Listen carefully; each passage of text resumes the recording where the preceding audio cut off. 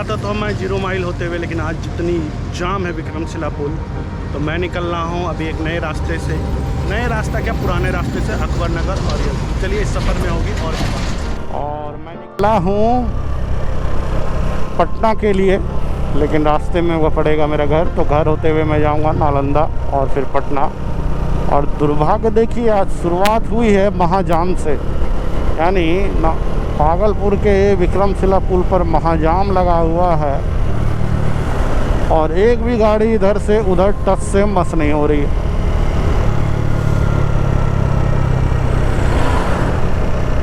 और अमूमन मैं 4 लेन से जाता हूँ, लेकिन आज इतना जाम होने के कारण मेरा 1 घंटा भी बर्बाद हो गया, क्योंकि मैं बीच में जब गाड़ी लेकर घुसा सोचा आगे निकल जाऊँगा, लेकिन वस्तु स्थिति वैसी नहीं थी और भारी जाम था, तो मेरा 1 घंटा बर्बाद हो गया। मैं 5 बजे निकला था और कहीं 4:45 में निकला था और अभी 5:45 हुए हैं। बीच में 0 माइल भी बहुत जाम था, तो निकलते निकलते निकलते अभी इतना समय ही बचा है।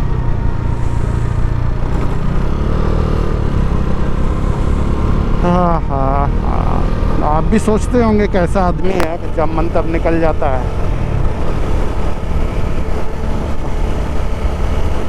दुनिया से अलग ही है ना। लेकिन सच पूछूं तो हम जैसे लोग की दुनिया ही अलग होती है, हम दुनिया से अलग नहीं होते, हमारी दुनिया ही अलग होती है। सिंपल छोटी सी बाइक उठाई और जहाँ जाना है निकल लिए, रास्ते का मज़ा लेते।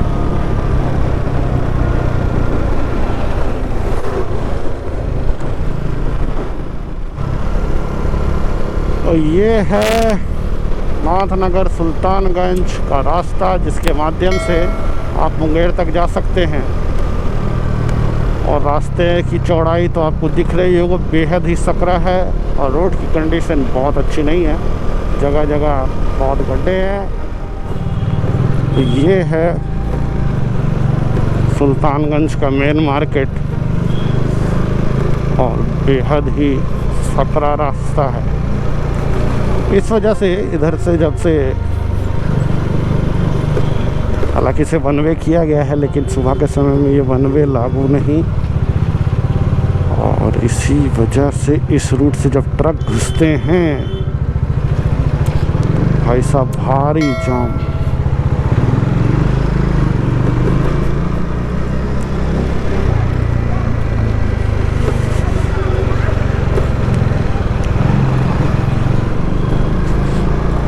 हर सावन में यहाँ से पवित्र गंगा जल उठाया जाता है भगवान भोलेनाथ को तर्पण करने के लिए। अभी भी आप देख रहे हैं बहुत सारे कांवड़िया यहाँ से पैदल देवघर की यात्रा करते हैं, जो लगभग 100 किलोमीटर, और भगवान भोलेनाथ को देवघर में वो जल तर्पण किया जाता है। अगर आपने अभी तक का मेरा देवघर का ब्लॉग नहीं देखा है तो जाएं मेरे चैनल पर, और वहाँ से आप देवघर की महाआरती और देवघर के और टूरिस्ट डेस्टिनेशंस के आनंद ले सकते हैं।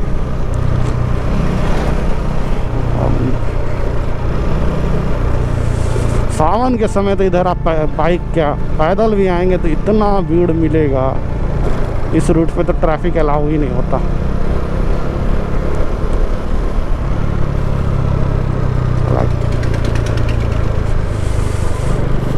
पटना 202 किलोमीटर और ये सीधे देवघर का रास्ता है।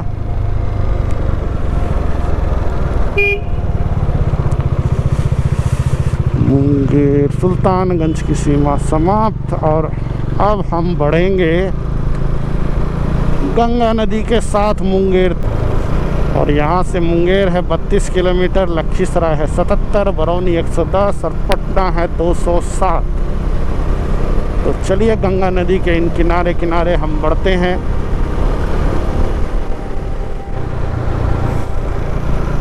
तो इस तरफ हम चल रहे हैं और मुश्किल से हमारे 10 फीट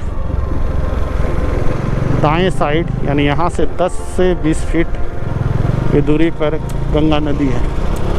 इसीलिए बाढ़ के समय या पानी जब जलस्तर माँ गंगा का बढ़ता है तो ये सब इलाके में भी कुछ पानी घुस जाता है। एक तरह से देखा जाए तो यहाँ से मुंगेर तक गंगा नदी के किनारे ही बस्तियाँ बसी हुई हैं।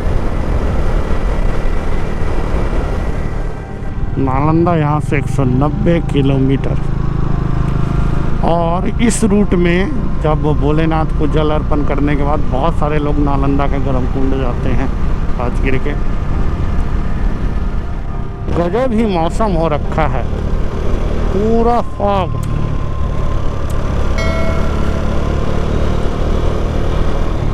इतना अधिक फॉग है जबकि इतनी गर्मी भी पड़ रही है और इतना अधिक कोहरा है कि आप देखिए ऐसा लग रहा है पहाड़ों की धुंध हो।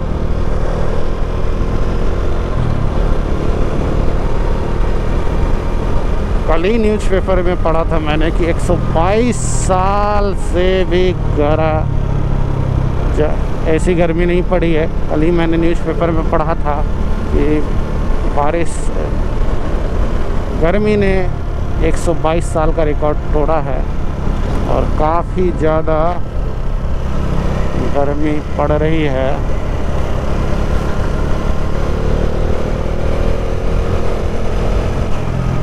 और गजब ही कोहरा किया हुआ है, सूरज की रोशनी जैसे लगता है कहीं गायब हो गई।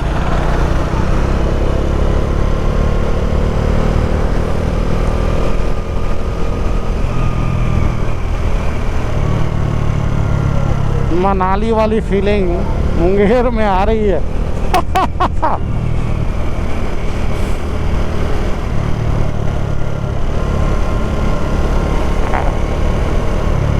ऐसा लग रहा है मैं पहाड़ों के किसी मार्केट में बाइक चला रहा हूँ। इंटरेस्टिंग, इतनी अधिक फॉग है, विजिबिलिटी काफ़ी ख़राब है, बेहद ही ख़राब।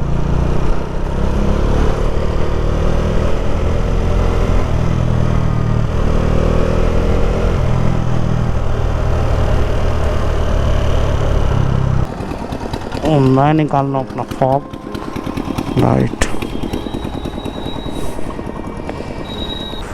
क्योंकि वाइट लाइट होने की वजह से पता ही नहीं चलेगा सामने वाली गाड़ी को और रास्ते बहुत ही कंजस्टेड है।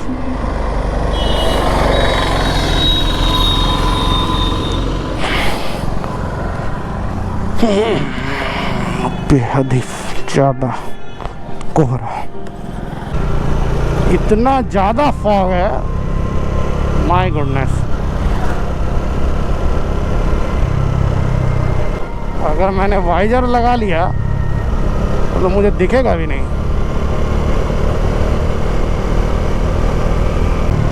पता नहीं मेरा गोप्रो कैसा रिकॉर्ड कर रहा होगा। मुझे डर भी लग रहा है कि कहीं इस पहाड़, क्योंकि ये फॉग जो है ये थोड़ा सा मिस्टी है, इसमें पानी भी है, तो कहीं मेरा गोप्रो भी ना हैपर हो जाए। लेकिन ये ऐसे मौसम की मैंने उम्मीद सपने में नहीं की थी। ज़बरदस्त ख़राब हो गया है, ऐसा लग रहा है विजिबिलिटी ना के बराबर है। और मेरे चश्मे पे बहुत ही पानी जमा हो गया है।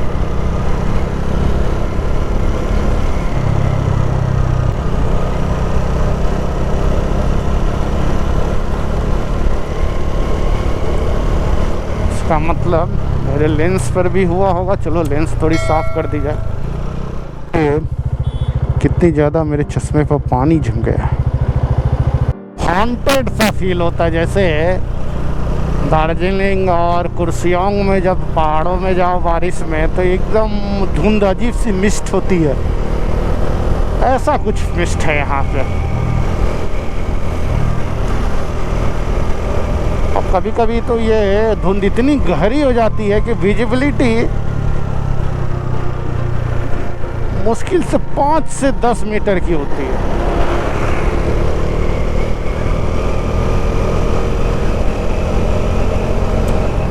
जैसे यहाँ अब आगे 10 मीटर के बाद तो दिखेगा भी नहीं, बहुत ही घना धुंध है। चलिए यही थंबनेल होगा, इसे ही थंबनेल बना दूंगा प्योर गजब, ऐसा लग रहा है कि मैं मनाली में हूँ, सिक्किम में हूँ। एकदम घना कोहरा।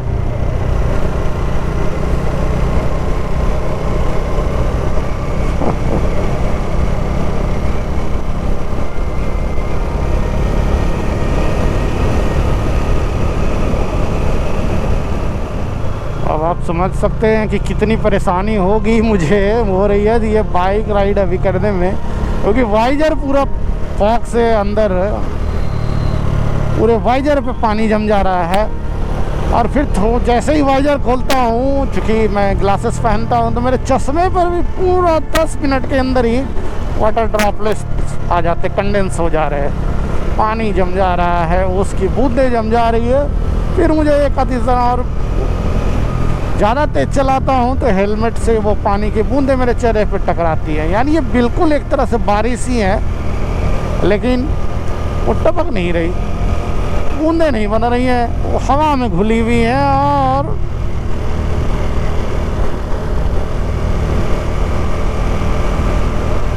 इस धुंध भरे रास्ते में मेरी सारी लाइट्स ऑन हैं और धीरे धीरे धीरे धीरे मैं बढ़ रहा हूँ आगे। ऐसे कहा जाए तो अगर ये मार्च अप्रैल का महीना नहीं होता तो बड़ा ज़बरदस्त होता।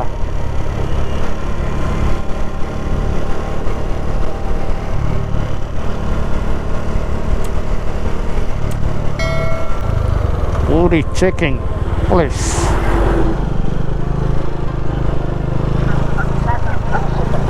और पटना यहाँ से 180 किलोमीटर और।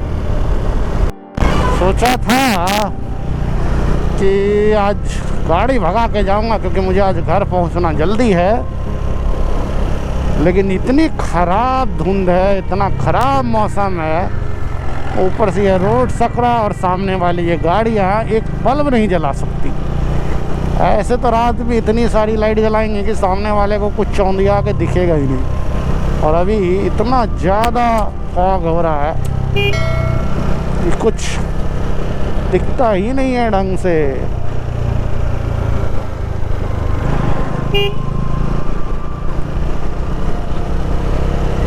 कोहरे में धीरे धीरे बाइक चलाते हुए हम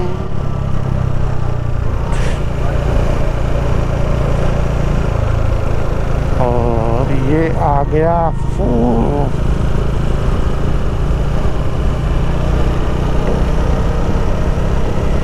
मुंगेर लखीसराय रोड। लखीसराय यहाँ से है 43 किलोमीटर।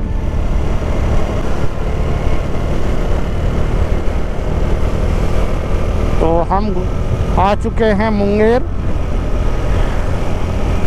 और मुंगेर जो है अपने पहाड़ियों के लिए फेमस है। शायद इन्हीं पहाड़ियों का ये असर है कि ये मौसम इतना धुंध वाला है। मुंगेर में काफ़ी पहाड़ियाँ हैं, इसी यहाँ पे काफ़ी चीज़ें घूमने के लिए भी हैं। गर्म पानी का कुंड है, जैसे ऋषि कुंड, सीता कुंड, काफ़ी कुंड है यहाँ पे जहाँ पे हॉट और ज़्यादातर गर्म पानी का कुंड है इस इलाके में।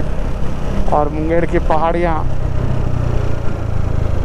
कंगटा की जंगल, यहाँ नीलगाय वगैरह भी बहुत पाए जाते हैं।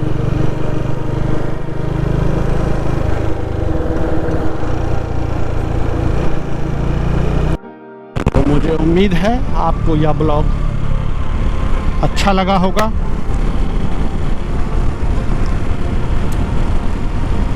इसी के साथ यह ब्लॉग यहीं समाप्त होता है। सुरक्षित रहें, ध्यान रखें, ride safe, enjoy a lot, take care, bye bye.